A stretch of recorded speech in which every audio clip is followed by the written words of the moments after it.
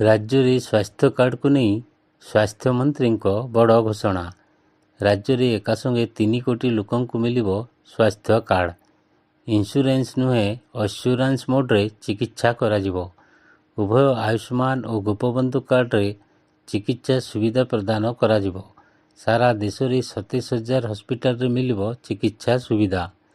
ଆୟୁଷ୍ମାନ ଭାରତ ଓ ଗୋପବନ୍ଧୁ ଜନ ଆରୋଗ୍ୟ ଯୋଜନାରେ ଏବେ ମାସକୁ 320 କୋଟି ଟଙ୍କା ଖର୍ଚ୍ଚ ହେଉଥିବା କହିଛନ୍ତି ସ୍ୱାସ୍ଥ୍ୟମନ୍ତ୍ରୀ Mukesh Mahalik.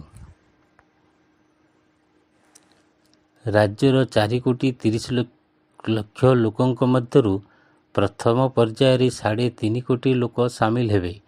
Indus valley Times ପକ୍ଷରୁ ଭୁବନେଶ୍ୱରରେ ଆୟୋଜିତ ଭିଜନ ଓଡ଼ିଶା ହେଲ୍ଥ କନକ୍ଲେଭରେ ଯୋଗଦେଇ ଏହା କହିଛନ୍ତି ସ୍ୱାସ୍ଥ୍ୟମନ୍ତ୍ରୀ।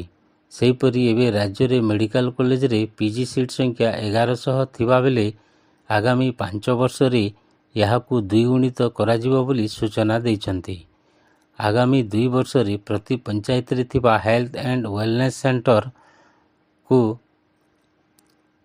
ନ୍ୟାସନାଲ ଡାୟାଲିସିସ୍ ମିଶନ ଅଧୀନରେ ରାଜ୍ୟରେ ପିପିପି ମୋଡରେ ଖୋଲାଯିବ ଡାୟାଲିସିସ୍ ସେଣ୍ଟର ବୋଲି ମନ୍ତ୍ରୀ ସୂଚନା ଦେଇଛନ୍ତି।